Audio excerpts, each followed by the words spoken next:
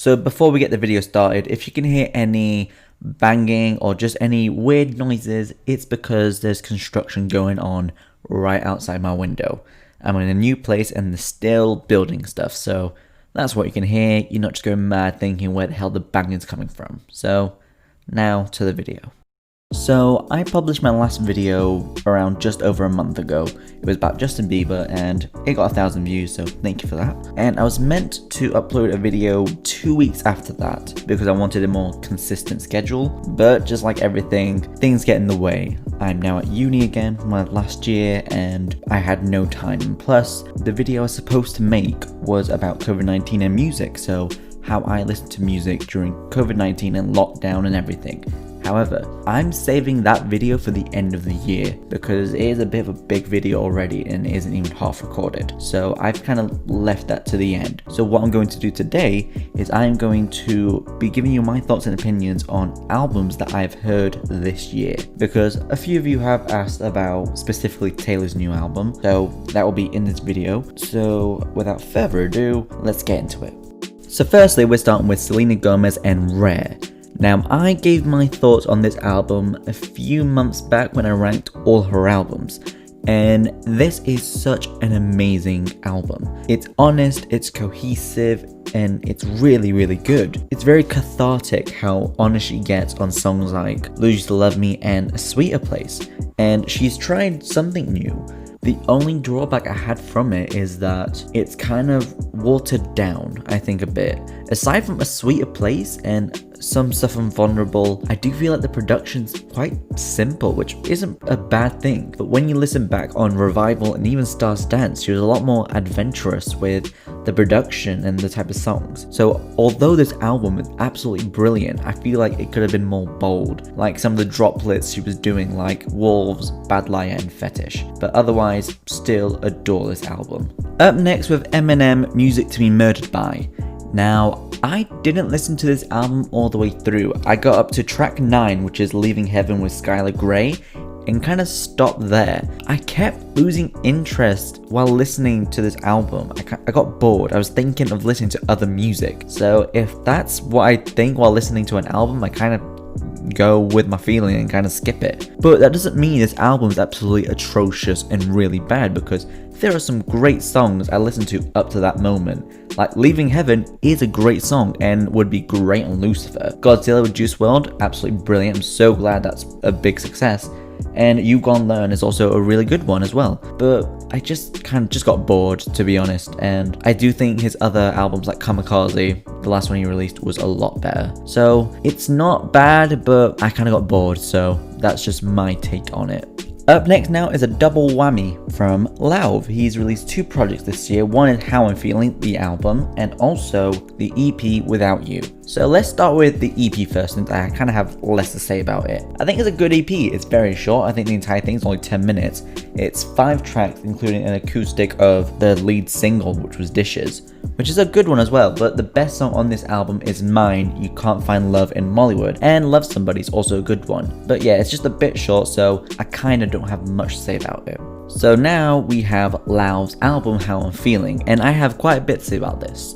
So first off, I think it is a really, really good record. It's quite creative, I think, and because it is a long album, however, it does switch it up quite a lot. So different styles, different types of songs. It's really good. There's some songs on here that are absolutely amazing, such as Drugs in the Internet, Lonely Eyes, For Now, Mean It, which I think is the best song on this album, Who, I'm So Tired, and also Modern Loneliness, which is absolutely amazing. However, I do think this album is a bit too long. 21 songs, it's over an hour long. I do think it could have been trimmed down a bit. There's some songs on here, such as Changes, Tell My Mama, also Canada, and also Sims, that I'm like, they're okay songs, they're decent, but I could have done without them, to be honest. But still, this album, I really like it. You get to see different sides of him as it shows on the cover, where he has different personalities. He's tried something kind of maybe different with this record, which I like, so I applaud that. But still, I still think it's very long and it could have been trimmed down. Up next, we have After Hours by The Weeknd, and this is by far his best record to date.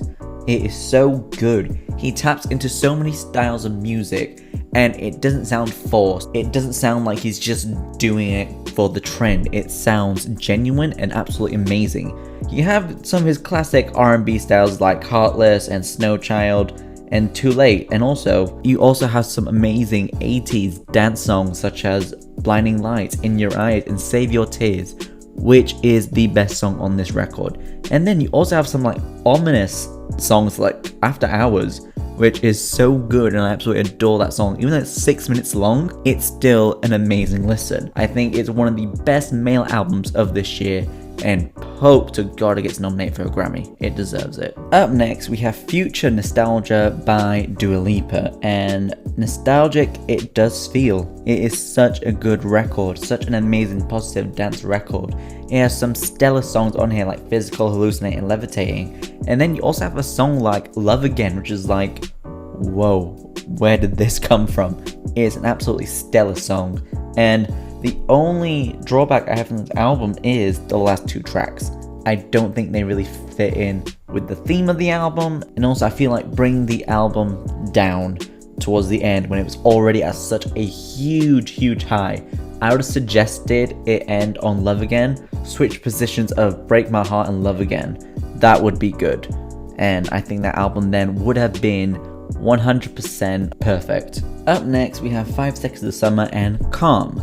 Now, I wasn't the hugest fan of this band, though they have started to release some amazing music over the past few years. Young Blood was an absolutely stellar song, Want You Back was also absolutely brilliant, and they were getting a lot darker with their sound, especially on songs like Teeth, which I absolutely loved. So I decided to check this album out, and I thought it was really good. I was so surprised. You can see the dramatic change they've done in the past few years. It's honestly quite amazing. Just listen back on their first ever song, She Looks So Perfect, and compare it to one of the last singles they've had. It is such a dramatic change, and there's some amazing songs on this album such as Easier, Wildflower, Thin White Lies, which is absolutely amazing, and Lover of Mine, which is one of the best songs on this album. I do like how it's a variety of sounds. They have more of the pop songs and a lot more of rock elements, which I think is where they want to head towards. Because if you listen to Easier live from the vault, that is absolutely amazing and 10 times better than the album version. The album version is still good, but the live version is even better. I would highly suggest you listen to this album and also the live version of Easier.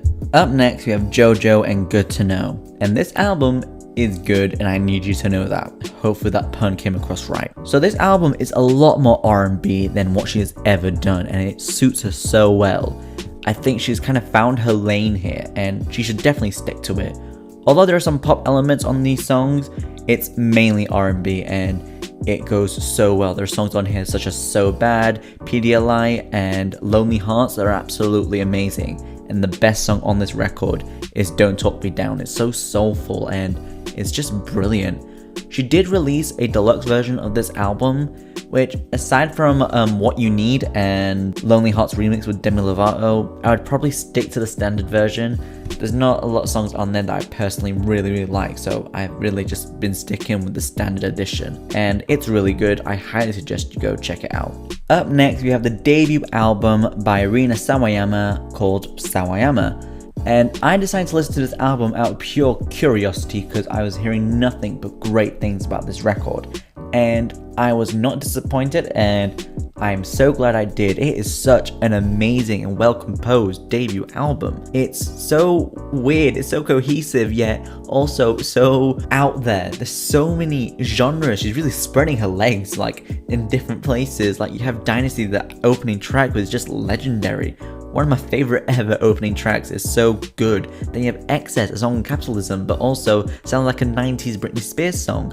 You have Akasaka Sad, which is so weird, yet so amazing. You have Tokyo Love Hotel, which is this amazing 80s synth pop song. Then you have Paradising saying, hey, this is a theme tune about my life, listen to it. And then you also have Who's Gonna Save You Now, which is this amazing rock song.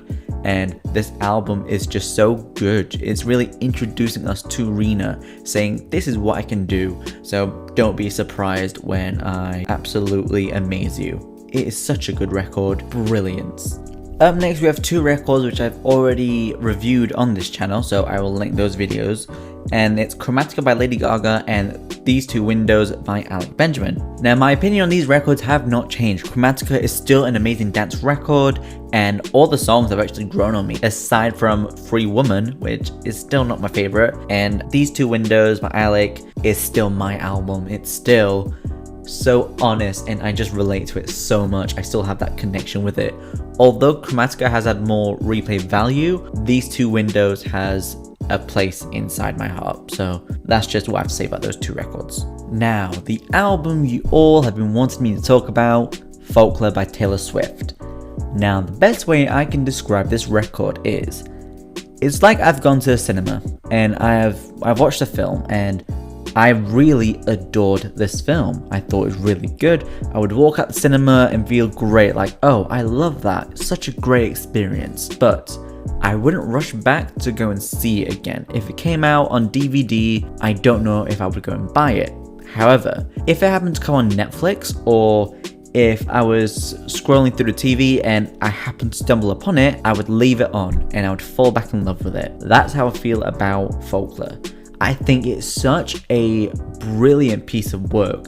It really does showcase Taylor's best abilities in music. She's such an amazing songwriter and it's so well written. And although I do think it is long, because half the tracks on here are like 4 minutes and it's very slow paced, like it's very slow and very sad. I did kind of halfway through it get kind of like, not bored, but I would kind of like phase out and just like have it in the background. But then I'd also come back in because the storytelling is so complex and it's so amazing. And it's just a good record. And songs on here such as Exile, which is one of the best collaborations of this year, and Last American Dynasty, and Mad Woman, which is so haunting. I found that song. Bay is also a good country song, and Cardigan is such an amazing single. It's probably one of the best singles she's released ever. I do adore that song, and this album is good. I think it's a bit long, but I still really like it. Up next is Katy Perry's Smile. Now, the video I made on her got 18,000 views, so don't know how that happened, but cheers.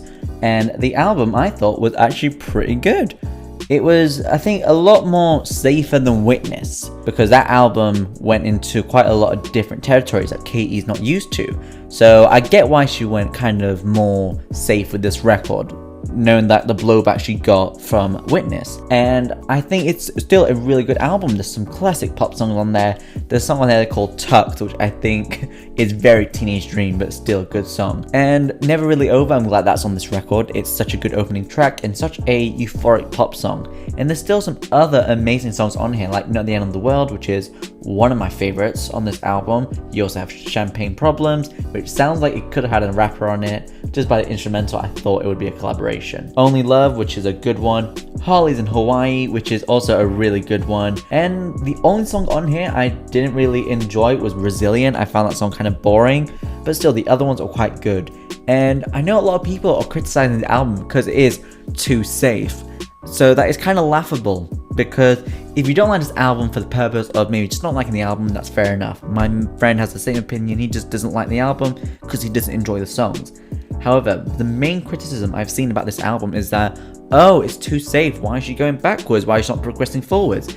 And I find that kind of rich, because a lot of people criticized Witness because it went so forward. They said, oh, Teenage Dream and Prism, they were great albums. Why did she continue in that lane? Why did she try and do something different? So you're kind of contradicting yourself there for the people who actually make that claim. So that's what I have to say about that subject, and I still think it's a decent record. So those are the albums that I've listened to in 2020 that I have some sort of opinion about. I've listened to a couple of others, but not enough for them to be in this video, or that I have something to say about. Now, here's a list of my top 10 favorite albums of this year so far. In December, I am going to be making another video on the top 10 albums of the whole year, which will also include some albums from 2019 on there. December 2019, because a lot of them I've listened to this year, so that's why they'll be on that list. So at the moment, these are the albums of 2020, just released in 2020. Enjoy it, see if you agree. This list will likely change, because I always change my opinion. Thank you so much for watching. I hope you enjoyed. At the end of the Katy Perry video,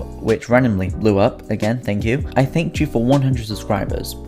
Now I'm thanking you for 400 subscribers. We just randomly decided to skip 300, didn't we? Well, thank you for that, and I hope you enjoy the videos I make.